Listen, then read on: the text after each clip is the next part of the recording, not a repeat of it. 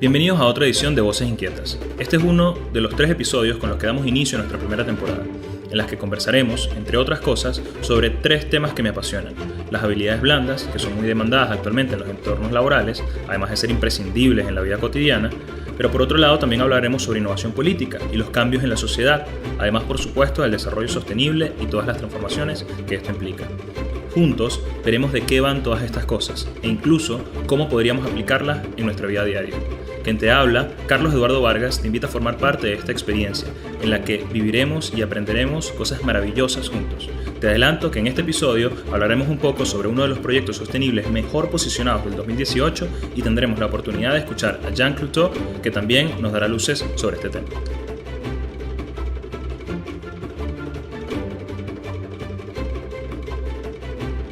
Quiero comenzar esta edición de Voces Inquietas contándoles que en mi opinión la tecnología no es lo único que ha cambiado nuestra manera de hacer las cosas en los últimos años, pues también han surgido otros cambios en los negocios basados en las exigencias del entorno. Pero ¿cuáles son estas demandas? Aunque no son precisamente explícitas, son aquellas cosas a las que hay que prestar atención, a lo que hay afuera, para cubrir ciertas necesidades y así abrir oportunidades de negocio que nos puedan ayudar a hacer cosas realmente significativas, que también nos permitan monetizar nuestra labor. Esto es básicamente lo que se conoce como un modelo de desarrollo sostenible y es lo que está revolucionando al mundo en este momento. Pero si quieren algo más formal, les digo que este modelo se basa en un desarrollo socioeconómico más humano. Pero bueno, dejando las formalidades, les voy a hablar sobre el ranking de las empresas sostenibles que están logrando destacar en el 2018 y lo que podemos aprender de esto. En enero de este año, la revista especializada de negocios Corporate Knights publicó un listado de las empresas más sostenibles del mundo. ¿Y en qué se basaron? Pues bien, analizaron datos públicos, informes financieros, informes de sostenibilidad y otros archivos, siempre basándose en la transparencia. Ahora sí, les comento que Dassault Systèmes es la empresa más sostenible del 2018, una compañía de software con sede en Francia.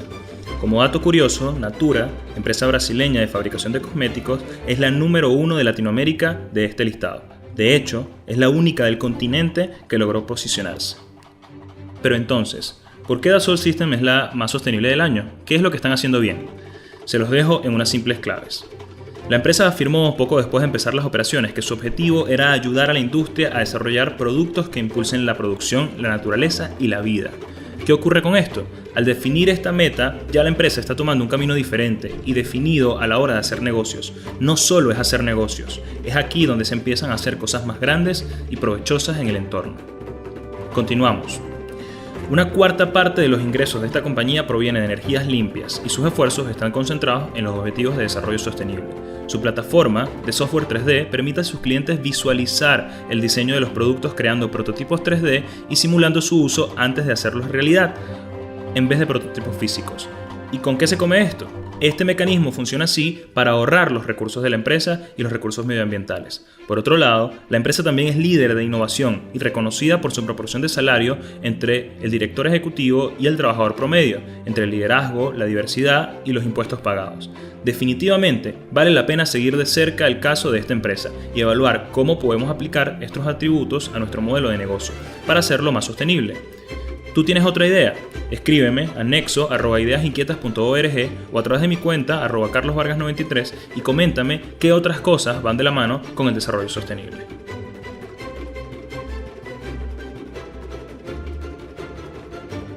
Acabamos de hablar un poco sobre desarrollo sostenible, de cómo funciona dentro de un modelo de negocios más humano y de cómo puede ayudar a cambiar el entorno.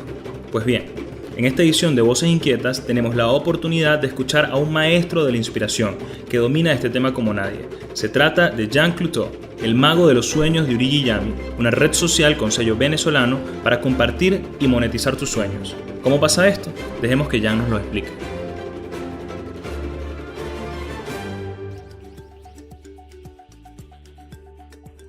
Jean, feliz de que me acompañes hoy y de tener la oportunidad de escucharte aquí en Voces Inquietas. ¿Cómo estás? Muy bien, muy feliz de estar aquí contigo, muy honorado de esta oportunidad y me parece importante vernos. Gracias, Jan. Desde hace mucho tiempo he venido siguiendo tu carrera. Sé que eres un disruptor en materia de negocios y de innovación. Has gestionado equipos de trabajo inmensos y proyectos internacionales y ahora te has embarcado en esta nueva meta de conectar a las personas de una manera distinta a la que estamos acostumbrados. Quisiera comenzar preguntándote, ¿de pequeño pensabas que terminarías haciendo lo que estás haciendo hoy?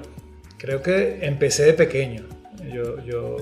Mi vida empieza, o sea, mi conciencia, los primeros recuerdos son a los 4 o 5 años y estoy en la Gran Sabana. De hecho, yo crecí hasta los 18 años en la Gran Sabana y con unos padres enamorados de Venezuela y enamorados de todo lo que sucedía y sobre todo un papá, mi mamá enamorada de Venezuela porque es venezolana de San Fernando de Apure, pero mi papá es Musiú, entonces eso incrementa todavía más ese apetito de descubrimiento, de valorar lo que tienes, de los sabores, los olores, las sensaciones.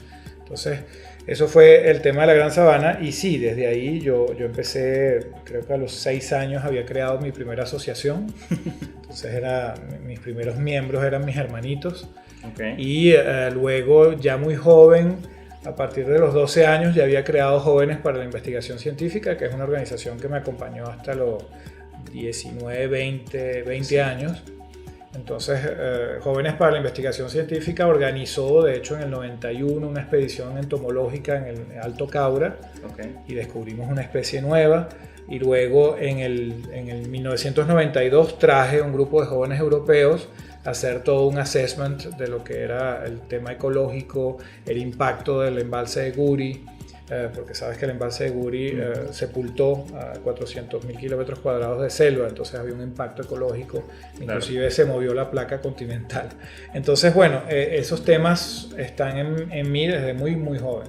Entonces sí es una línea directriz que luego se claro, ya empezaste con esa inspiración desde el inicio y bueno, por supuesto, como ya lo mencionaste, tu familia jugó un papel muy importante desde el inicio. Quisiera hablar un poco de eso y de esa relación entre tu familia y tu vocación. ¿Cómo era tu madre y tu padre? ¿Cuál fue la relación con tus hermanos? ¿Y qué crees además que te enseñaron como bueno, para lo que estás haciendo hoy en día y para tus sueños? Sí, tienes toda la razón. El tema familiar es fundamental. De hecho, en mi época los manuales escolares decían la familia es la célula fundamental de la sociedad.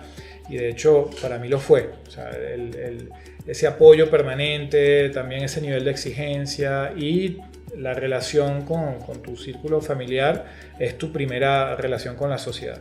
De hecho, estábamos sumamente aislados, porque en la selva estuvimos muy aislados y gracias al dividendo voluntario para la comunidad se construyó una escuela, ellos hicieron una donación de una escuela y pude escolarizarme relativamente tarde, como a los 12 años, e ingresé en la educación normal. Lo que hace que la familia sí fue para mí sumamente importante, no solo en el tema de emprender o en el tema de tener ideas o de inventar, pero también en el tema de confiar en ti mismo y quizás de querer cambiar el mundo, ¿no? Porque finalmente la vocación es algo que no tienen. Yo diferencio mucho la vocación de la ambición. La ambición es un tema de solitario, la vocación tiene que ser con los demás y al servicio de los demás. Y la vocación es un llamado y ese llamado lo cultivas en la familia. Ahora, ¿se pudiese decir que la vocación que venía familiar, a pesar de esos 10 años que pasaste en la Gran Sabana, desde antes había como una relación también mucho con la comunicación? Tu abuelo fue periodista, tengo entendido, tu padre también. Ambos tuvieron como esta creación también desde el inicio, este emprendimiento, primero con el Pilote de Francia, después con L'Itinerant, donde también trabajaste, y hay quienes dicen que las redes sociales son los periódicos del ayer. Entonces, ¿tú crees que un poco esa relación es por la cual creas al final Uri Yami? ¿Tiene Sí, alguna conexión? Es una secuencia totalmente evidente en mi vida y finalmente yo diría, y tienes toda la razón, o sea, las redes sociales de hoy, o el social media le dicen en inglés, o sea, ni siquiera dicen redes, sino media, son una evolución, inclusive dentro de su modelo de negocio, y es un poco los temas actuales de Mark Zuckerberg en el Congreso norteamericano. Así es. O sea, que el modelo de negocio es una continuidad de lo que fueron los periódicos, lo que fue la radio y lo que fue la televisión. Pero el tema de la comunicación es propio a la existencia misma de la humanidad. De hecho, estaba leyendo en un libro apasionante que se llama Homo sapiens, que finalmente la humanidad se desarrolla, la humanidad, digamos, como sociedad se desarrolla gracias al chisme, que es lo que le permite a esos primeros posmonos de comunicar mucho más rápido con grupos mucho más grandes. Entonces el chisme finalmente es la información, es el rumor, es también las redes sociales de hoy. El periodismo se inscribe dentro de la comunicación porque finalmente es pura comunicación. Y sí es verdad que esa obsesión de comunicar, de hacer saber, de enterarse, de ayudar a través de la comunicación y por supuesto desde mi punto de vista la transparencia en la comunicación, la ética y la verdad son cosas que acompañan por un lado la humanidad y a mí me acompañan desde hace mucho tiempo también. Así es, y tu historia y tu carrera además pasa también por el mundo corporativo y desde esos espacios también llevaste esta bandera que hoy en día estás mencionando de la comunicación, pero además basada en valores que tienen que ver con lo humano, que tienen que ver con el desarrollo sostenible, que además es algo de lo que ya vamos a hablar, pero quisiéramos detenernos en ese paso del mundo corporativo. Trabajaste en L'Oréal muchos años. 20 años. Sí. Exactamente, fueron 20 años de trabajo en los que, pues por supuesto, aprendiste muchísimo y además agregaste mucho valor, pero de repente decides, digamos, dejar ese mundo y entrar a un emprendimiento completamente nuevo que además hoy en día está transformando la forma en la que buscamos comunicarnos, ¿no? Y quisiera saber un poco qué te llevas de L'Oréal primero y segundo, por qué decides dejarlo para fundar Uriliyami. Pienso yo fui periodista durante 4 años y en esos 4 años, bueno, el tema era también cómo generar sustentabilidad y es un poco la inmensa angustia.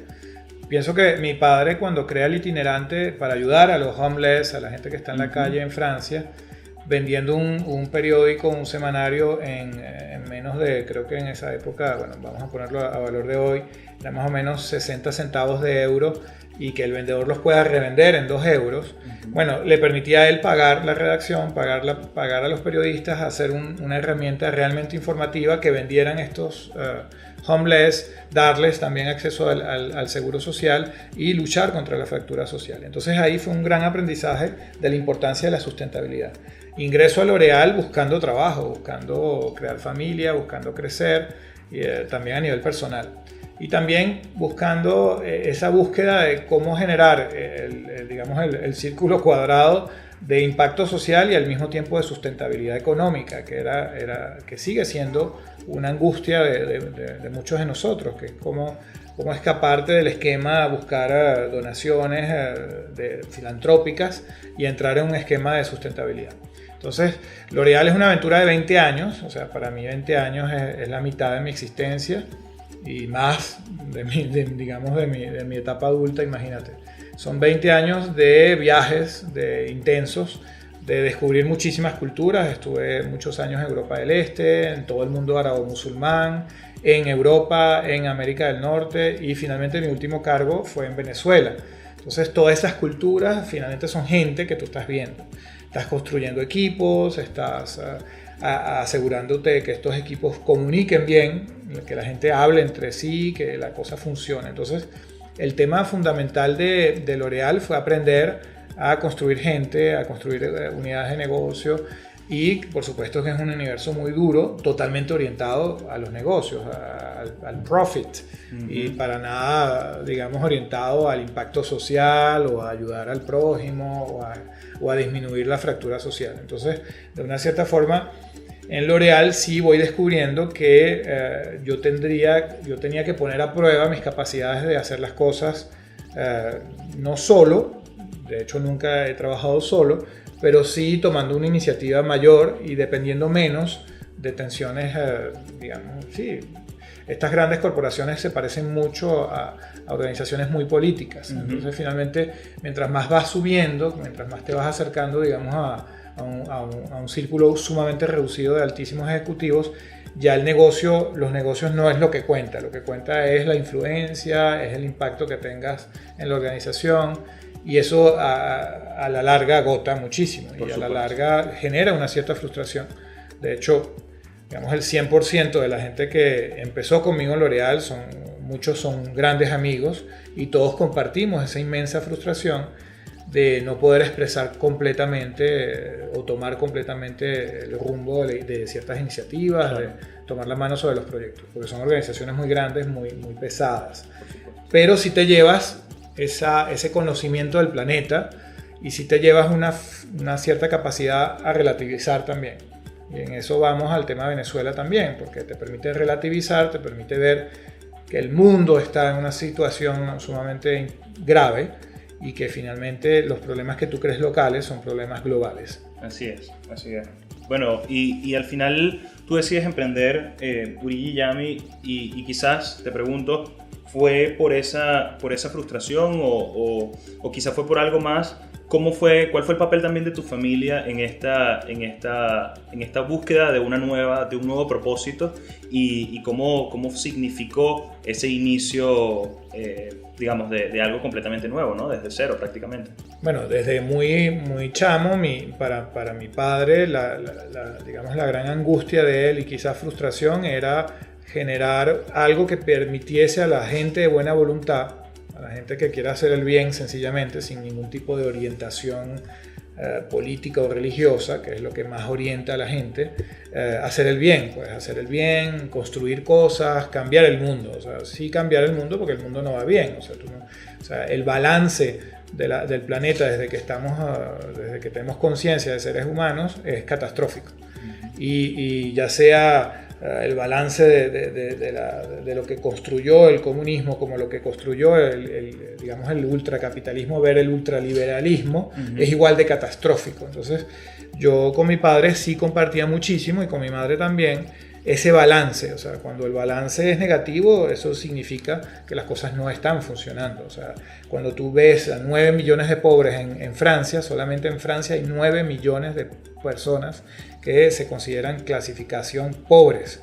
Es sumamente grave, porque no es solamente en países del tercer mundo, sino también, y peor todavía, en el primer mundo. Cuando estás en Estados Unidos y sales, digamos, pasas al backstage de las ciudades, te consigues con una pobreza extrema, que es la que genera finalmente todos los indignados, todos los movimientos que van hacia el populismo y que alimentan todos los ismos que podamos conocer. Entonces, esa frustración está presente en el proyecto Urigi. Luego, es también ver la aceleración, digamos, la mutación de las comunicaciones. O sea, ya esto no es una evolución del periodismo o una evolución de la comunicación o una evolución de la televisión y la radio y los periódicos. Esto es una mutación, es como los X-Men. O sea, hoy en día, y no se trata solo del social media, cuando llega Internet y cuando Internet acelera un tema como eBay, que es el comercio electrónico, a mí me marca muchísimo ver cómo poco a poco las relaciones humanas se van conectando cada vez más con lo que hoy llamamos sharing economy, la economía compartida. Entonces el comercio electrónico más las conexiones humanas más las relaciones sociales van generando lo que hoy es la economía compartida, lo que fue o es el crowdfunding, lo que es un BlaBlaCar o un Airbnb o muchas más iniciativas que hoy están finalmente haciendo un cambio sumamente rápido y brusco de la economía mundial.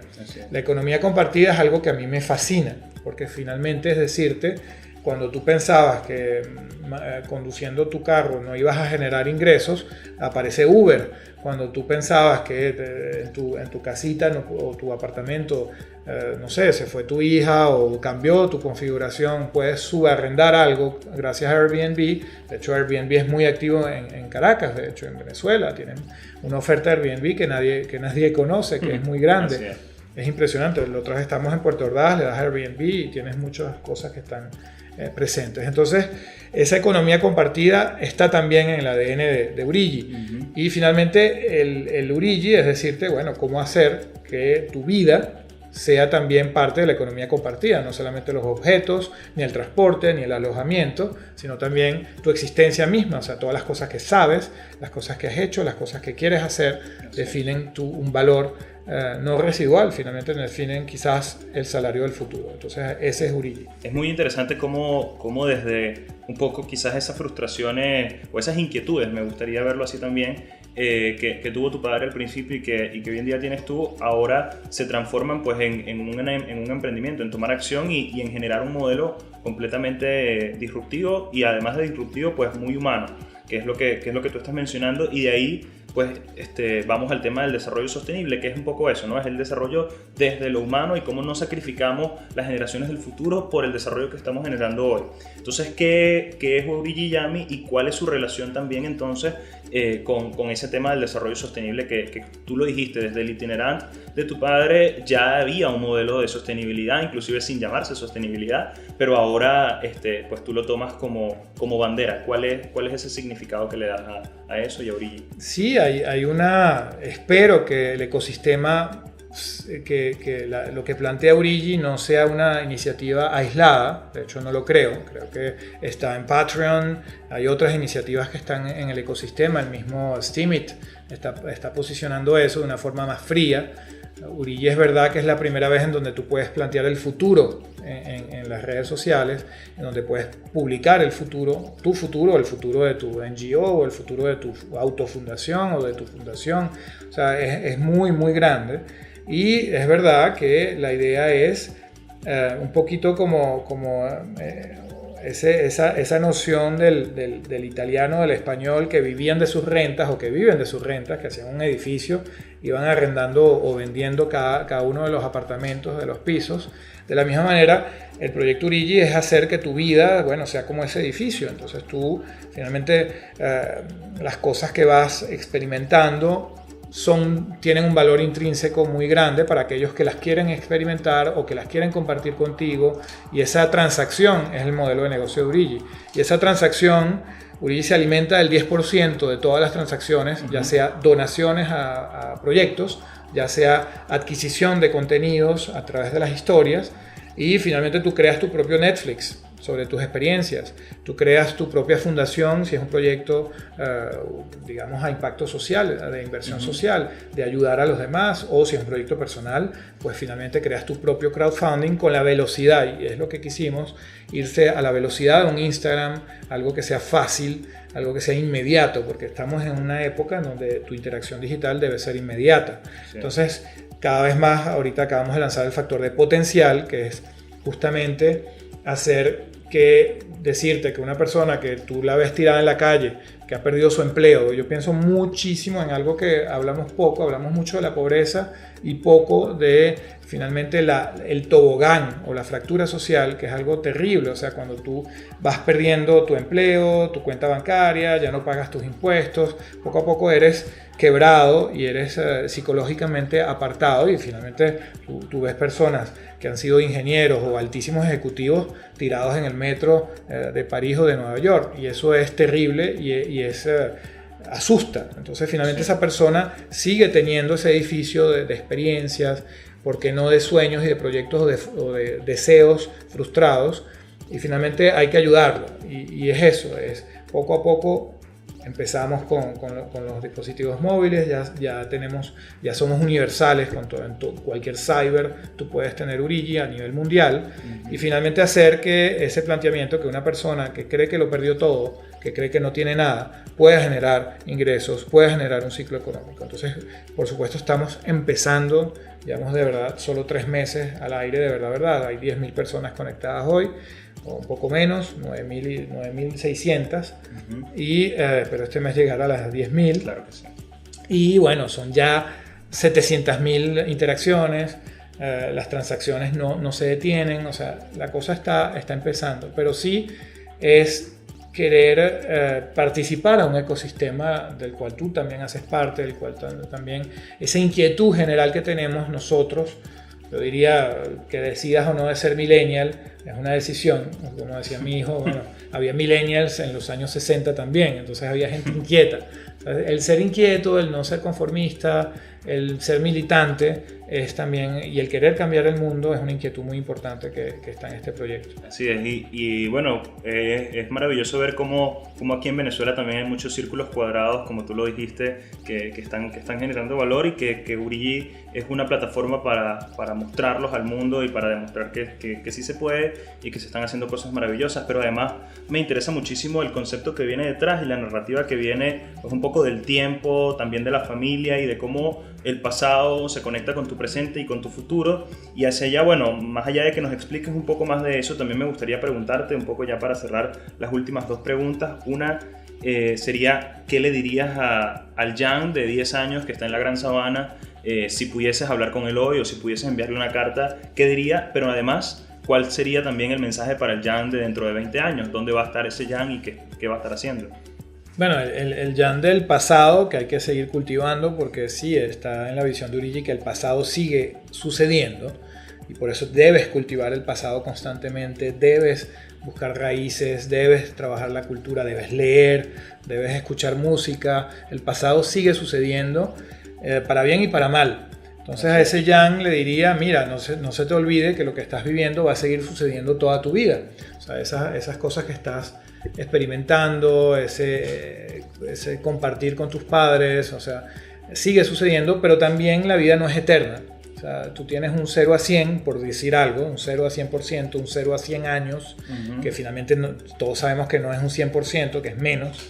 Entonces finalmente tienes un capital sumamente compacto, digamos, que puedes hacer florecer, pero también vas a perder mucho tiempo en muchas cosas y vas a tener muchos desechos, vas a perder mucha energía haciendo cosas que no van a merecer la pena de ser hechas. Sin embargo, le diría, vive todo lo que quieras vivir, no existe un manual para eso. Y al Jan del futuro es no, never give up, ¿eh? Nunca lo sueltes, nunca abandones.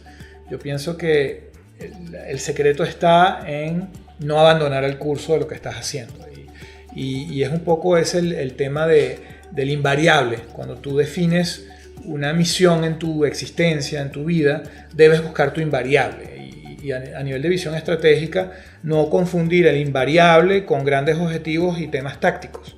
O sea, un tema táctico puede ser, bueno, hoy hicimos una aplicación que nos llevó 3 años de trabajo, son 30 personas fantásticas trabajando desde hace 3 años, para finalmente, mira, fíjate que son 3 meses en donde realmente tenemos un backend sólido, en donde de verdad por fin tienes algo que puedas decir, mira, en China acaban de llegar 600 nuevos usuarios chinos en China. Entonces, las cosas llevan su tiempo y si no abandonas, si tienes tu invariable y no te detienes por dificultades pasajeras, normalmente lo vas a lograr. Entonces, eso es un poco el mensaje, no soltar las cosas y quizás seguir cultivando el pasado, porque si tú me hablas que iría al Jan del futuro, al Jan del presente y al Jan del pasado, es lo mismo, tú debes saber que el pasado sigue sucediendo. Entonces debes entender qué sucede, debes decodificar mucho el pasado para entender tu presente. Para terminar, desde mi punto de vista, lo único que existe realmente es el presente. Entonces, eso es un laboratorio de ideas, de accidentes positivos y negativos, pero lo único que existe es el presente. Entonces, ¿cómo hacer?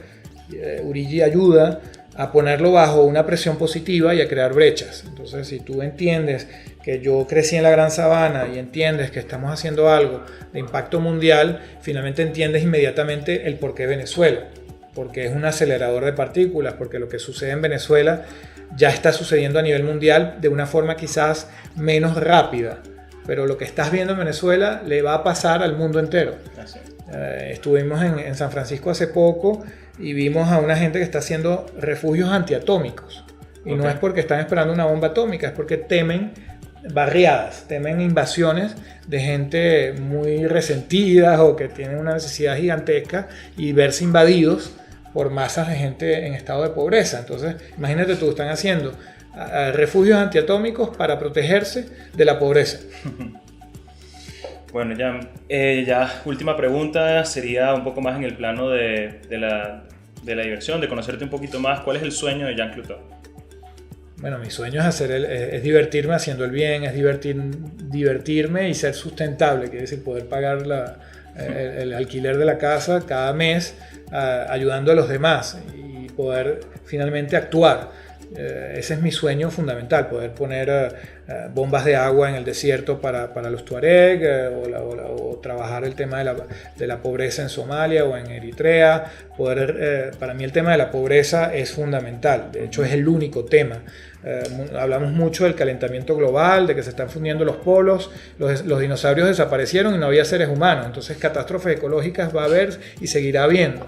Sin embargo, la pobreza, el generar generaciones de niños futuros criminales porque no han sido educados, futuros criminales de guerra, futuros soldados, futuros muertos también, o sea, es catastrófico. Entonces me duele que se hable más del calentamiento global y menos de la fractura social, y no solo en África o en imágenes del tercer mundo a la que estamos habituados, y es un tema muy duro para mí, porque hablamos mucho de los problemas de Venezuela y muy poco de los 9 millones de pobres que tienes en Francia, y para mí es el mismo problema.